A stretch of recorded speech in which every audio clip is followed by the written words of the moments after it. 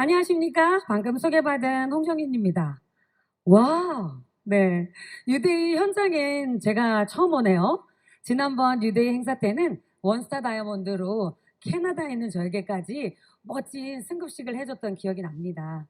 오늘은 여러분에게 유산화의 비전과 가치에 대해서 나눌 소중한 시간이 지어지다니 정말 너무 감사해요. 어느새 제가 이렇게 8년이라는 유사의 삶을 시작하고 여러분 앞에서 저의 8년의 결과물을 알려드리면서 유사나의 비전과 가치를 말하게 됐다는데 참 감회가 새롭습니다. 먼저 제가 유산화를 하기 전에는 좀 전에 소개받은 바와 같이 약사였어요. 동네에 조그만 약국을 운영하던 약사였죠. 하지만 저의 이력은 그렇게 단순하지만은 않았어요. 가방끈이 아주 긴 약사였습니다. 저는 원래 학부 때 경영학을 전공했고요. 대학원에 회계학을 전공하고 주식 연구를 했었습니다. 그러다 IMF를 맞게 됐고요. 학업을 중단하고 학원가에서 아이들을 가르치다가 수능을 다시 보게 되었어요. 그리고 약대에 들어가고 약학을 전공하고 약사가 되었죠. 그리고 약사로 하면서도 방송 전문 방통대인가요? 네, 이름을 풀타임으로 모르겠습니다. 방통대 영문과를 재학하고 있었습니다. 미처 졸업은 하지 못했지만 참 많은 전공을 가지고 있었던 저였어요. 그렇게 많은 전공을 가진 이유는요. 열심히 살면 반드시 성공하고 부자가 될 거다. 행복한 삶이 내게 기다리고 있을 거라는 생각 때문이었습니다. 약대를 졸업하고 관리학사가 되고 약국장이 되고 치솟는 월세가 너무 부담스러워서 내 건물에서 약국을 하고 싶다라는 소망을 갖게 되었어요. 그리고 부담받은 약국이 불행하게도 5년간 지어지지 않는 일이 제 인생에 있게 됩니다. 아무리 열심히 노력해도 국가 경제 상황이나 혹은 국제 경제 상황에 그 큰 변화를 맞이하게 된다면 개인은 나약하게 실패할 수밖에 없다는 그런 뼈저린 경험을 하게 되었었죠. 시간 속에서 저는 엄청난 빚을 떠안게 되면서 큰 실패를 경험하게 됩니다. 그때 우리 아이들은 이렇게 어렸었어요.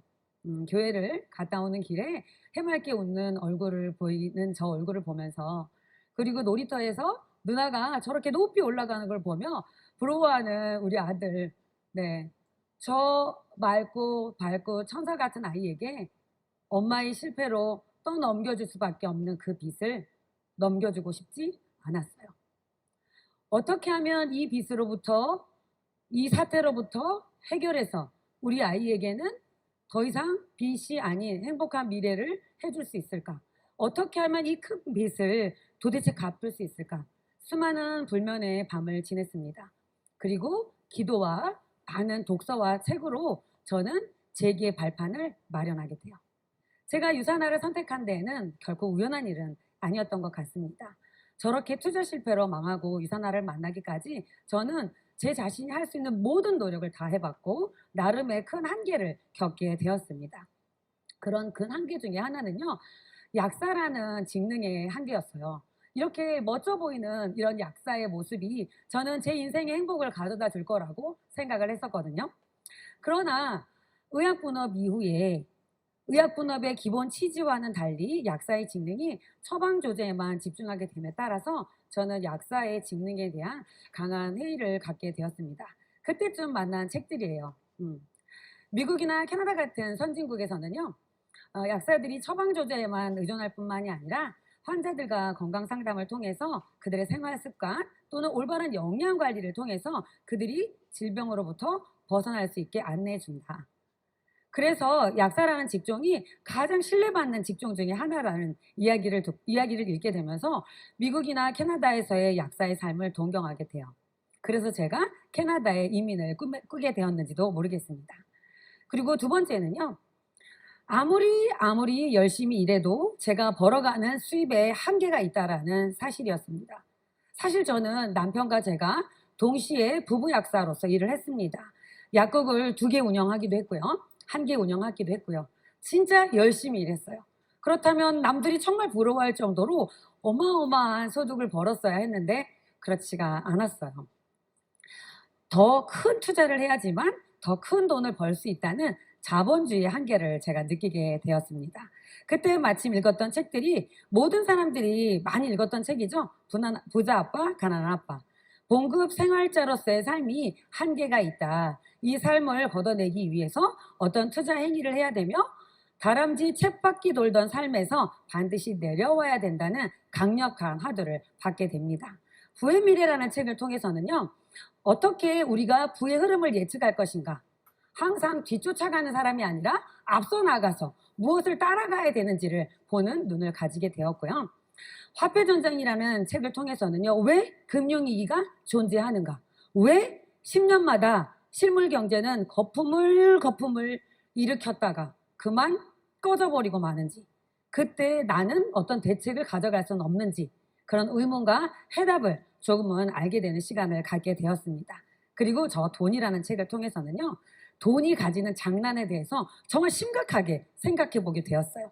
예를 들면요. 제가 저축을 열심히 해서 돈이 2배가 되는 데는 대략 70년의 시간이 걸린다고 해요.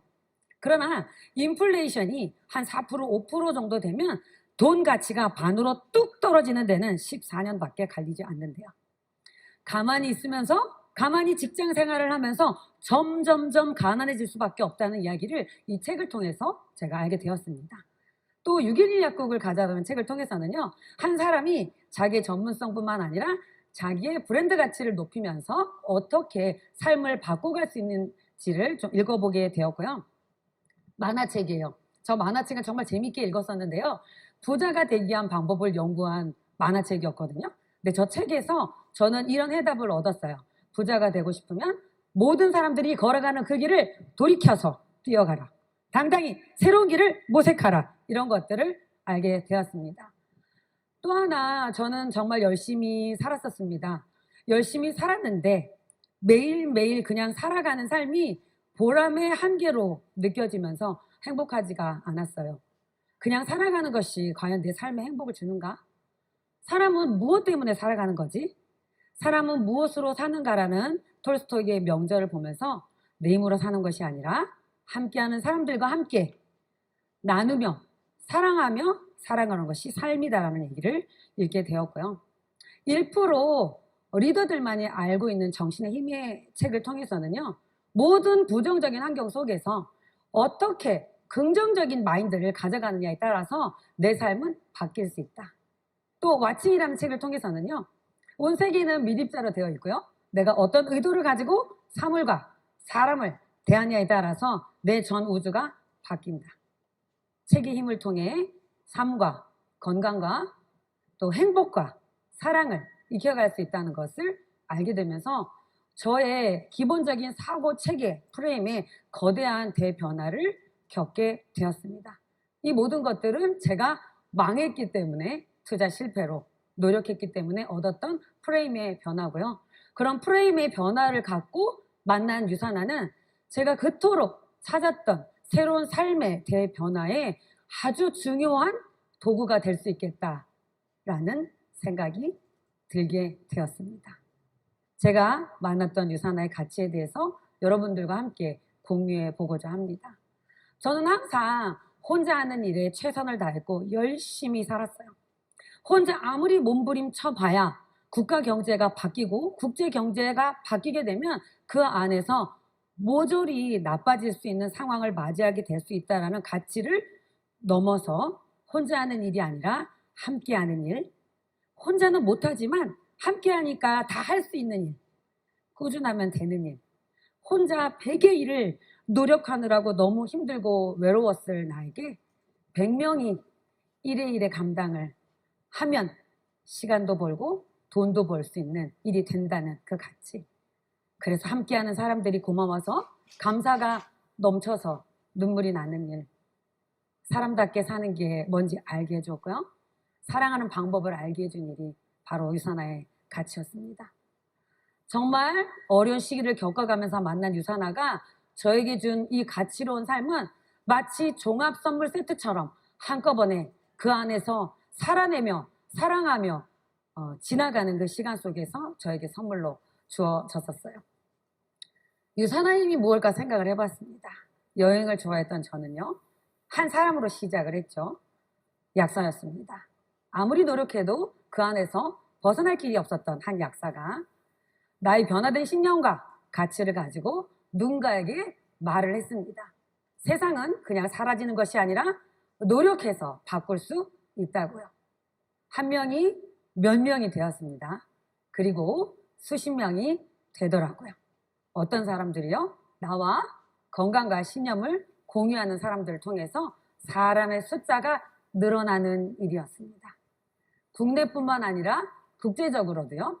많은 외국인들과도 함께 할 수 있는 일이었고요. 8년이라는 시간 속에서 정말 많은 사람들이 혼자는 할 수 없지만 함께함으로 이룰 수 있다는 신념을 가진 많은 사람들이 모여서 이루어낸 무형의 자산입니다. 보이지 않는 자산이지만 그 자산은 실제로서 분명히 존재하고 저와 함께하는 모든 사람들의 삶을 송두리째 바꿔 놓았어요. 그 가운데 저는 어떻게 되었냐면요. 정말 멋지게 변화했습니다. 지금 서 있는 저도 멋있죠? 어떻게 옷이 같은 것 같지만 제가 파란색을 굉장히 좋아하나 봅니다. 여름옷, 겨울옷이에요. 네. 변화되는 나는요, 이 안에서 외국인과 함께 호스트를 보기도 했고요. 많은 사람들에게 변화되는 나는 어떻게 갔는지 간절함으로 저렇게 두 손 모아 저의 얘기를 하기도 했습니다. 미국이라는 큰 무대에서 6천 명이 넘는 그 무대에서 제품에 대한 강의를 했고요. 많은 성공자들과 함께 성공을 논의했습니다. 그리고 유선아가 결국은 궁극적으로 저에게 줬던 누리는 삶이 있었습니다. 언제나 약국에서 다람쥐 쳇바퀴 돌듯이 갇혀있는 삶 속에서 벗어나서 저와 함께한 사람들과 함께 누리는 저 삶이요. 제가 혼자라면 절대 가지 않았을 두바이, 케이프타운이죠. 남아프리카 공화국. 모든 사람이 가장 가고 싶어하는 곳 중에 하나라고 해요.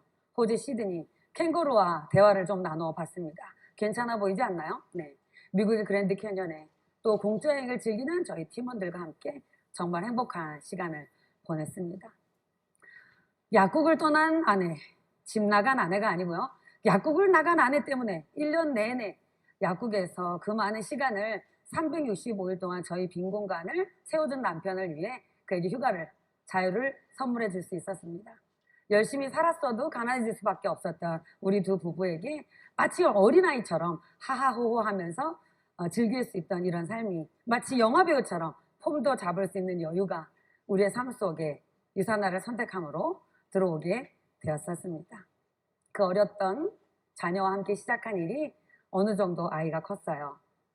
유산화를 알지 못했더라면 아이에게 자유를 주는 삶을 과연 내가 살게 할 수 있었을까 싶었지만 사춘기를 맞이하여 자기의 삶을 살고 싶다는 자녀에게 그래, 유학 한번 가보자. 너도 성장하고 나도 성장하는 거야. 내가 1년에 이만큼 성장할게. 너도 그렇게 하지 않겠니? 라고 제안한 우리 아들, 딸이 멋지게 성장하고요. 비교적 성장한 엄마를 둔 덕분에 우리 아이들은 미국 컨벤션에 떼거지로 몰려갔어요.